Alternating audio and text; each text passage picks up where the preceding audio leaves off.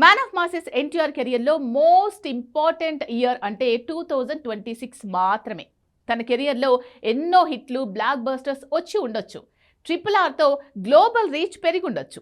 నాటు నాటు పాట వరల్డ్ వైడ్గా దుమ్ము దులిపుండొచ్చు. అయినా డ్రాగన్ నామ సంవత్సరమే ఎన్టీఆర్ ఫేట్ మార్చే సంవత్సరం. ఈ ఏడాదే ఈ మూవీ అసలు షూటింగ్ మొదలైంది. వచ్చే ఏడాది థియేటర్స్ మీద దండెత్తబోతోంది. అయితే ఇదే ఎన్టీఆర్ కెరియర్లో బాహుబలి లాంటి సినిమా అనాల్సి వస్తోంది. అందుకు సాలిడ్ కారణాలున్నాయి. రాజమౌళి మేకింగ్లో RRR చేసినా అది ఎన్టీఆర్కి బాహుబలి లాంటి ప్రాజెక్ట్ అనలేం. కేవలం ప్రశాంత్ నీల్ తీస్తున్న డ్రాగన్ మాత్రమే బాహుబలి లాంటి ప్రాజెక్ట్ అనాల్సి వస్తోంది. దానికి కారణం పోలికలు, పాత్రలు. అన్నింటికీ మించి rebel star Prabhas, man of masses ఎన్టీఆర్కి సింక్ అవుతున్న links.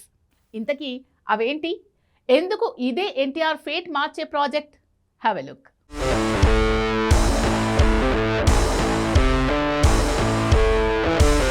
Man of masses NTR కెరియర్లో మోస్ట్ ఇంపార్టెంట్ ప్రాజెక్టుగా మారుతోంది డ్రాగన్ మూవీ. RRR వల్లే ఎన్టీఆర్కి పాన్ ఇండియా హిట్తో పాటు క్రేజ్ వచ్చింది, మార్కెట్ క్రియేట్ అయింది. ఇంకా చెప్పాలంటే రాజమౌళి సెంటిమెంట్ని బ్రేక్ చేయడం ప్రభాస్, చరణ్ ఎవరి వల్ల కాలేదు. కానీ దేవరతో రాజమౌళి సెంటిమెంట్ను బ్రేక్ చేశాడు ఎన్టీఆర్. ఇలా చూస్తే RRR, దేవరే తన కెరియర్లో మోస్ట్ ఇంపార్టెంట్ మూవీస్ అవ్వాలి. కానీ ఇంకా షూటింగ్ దశలో ఉంది. అందులోనూ తన ఫేట్ మార్చిన రాజమౌళి కాకుండా మరో దర్శకుడైన ప్రశాంత్ నీల్ తీస్తున్న మూవీ డ్రాగన్. అలాంటిది ఎలా ఎన్టీఆర్ తలరాత మార్చే కెరీర్ టర్నింగ్ పాయింట్ అవుతుంది? అసలు టీజర్ రానప్పుడు ఇదేదో తన తలరాత మారుస్తుందని ముందే ఎలా ఊహించగలం? అక్కడే ట్విస్ట్ ఉంది. ఎందుకంటే పాన్ ఇండియా లెవెల్లో ఫస్ట్ టైం ట్రై చేసేప్పుడు ప్రభాస్ పరిస్థితి ఇలానే ఉంది. రాజమౌళి విజన్కి రెబల్ స్టార్ సెన్సేషన్ తోడైంది.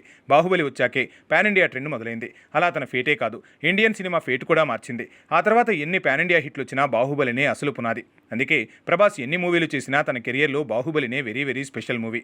అంటే తన ఫేట్తో పాటు ఇండియన్ సినిమా ఫేట్ మారిస్తే అది ఆ స్టార్ కెరియర్లో మరుపురాని మాణిక్యం అనుకోవాలా?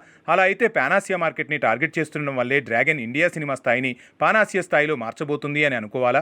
అందుకే అది తారక్ కెరియర్ స్పెషలా అంటే అదే నిజం. కాకపోతే అందుకు కారణాలు చాలానే ఉన్నాయి. అందులో ఒకటి సోలో హీరోగా RRR రాలేదు, అది మల్టీ స్టారర్ మూవీ.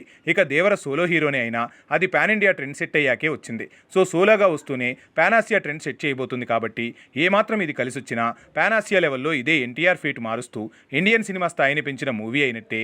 ఆ కోణంలో ఇది ఎన్టీఆర్ కెరియర్ బెస్ట్ మూవీగా మారే ఛాన్స్ ఉంది.